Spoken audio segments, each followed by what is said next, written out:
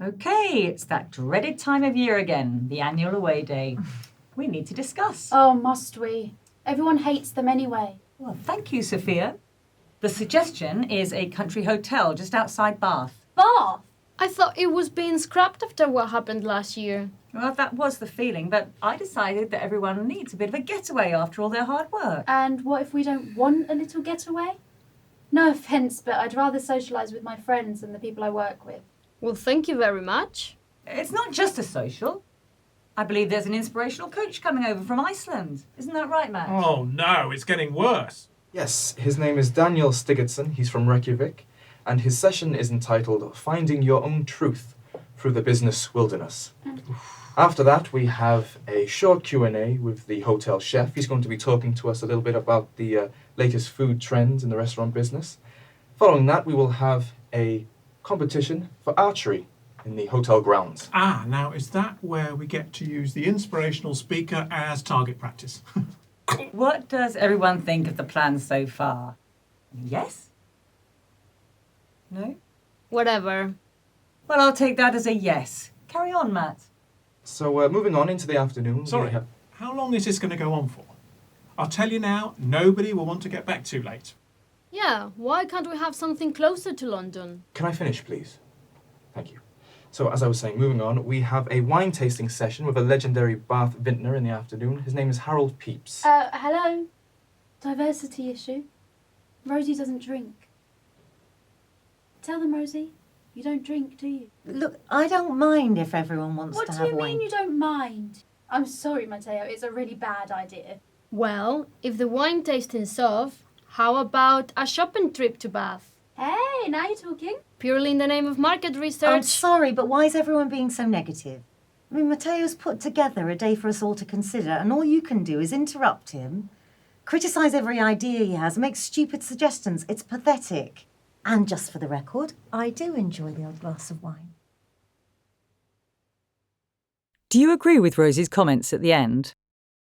I felt the discussion was badly facilitated and lacked structure from the start, moving across a variety of issues without any being properly discussed.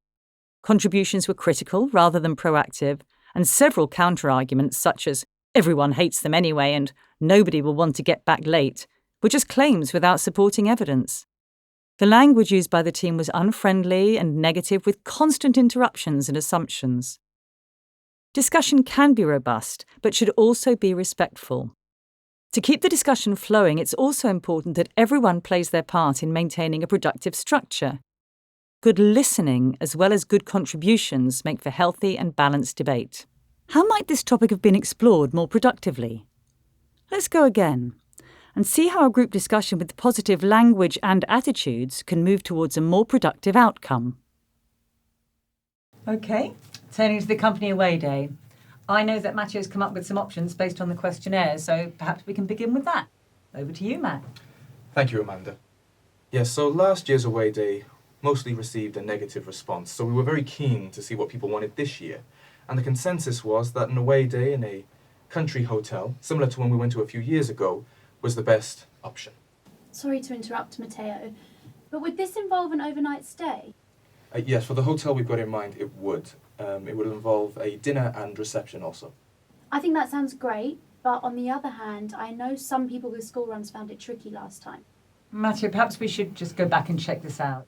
Good idea. If an overnight stay is actually a problem, then we can always try to find something closer to London and give people the option to arrive on the day. Okay, great. Well, let's bring this back to the next meeting. Of course, yeah, no problem. Yes, the next point to discuss is the programme itself.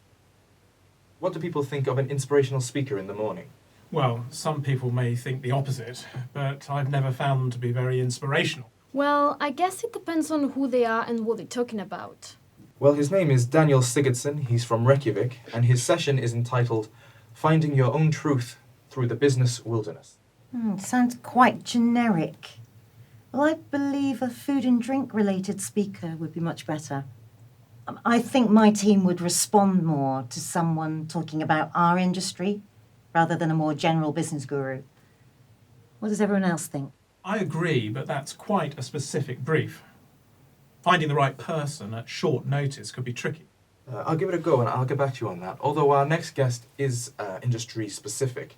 His name is Harold Pepys, and he is a local legend in Bath, apparently. A vintner. He does a lot of wine tasting sessions with companies, and it should be a great deal of fun for the end of the day. I think it's a really good idea. However, my one concern would be how inclusive it is for non-drinkers. Rosie, you don't drink.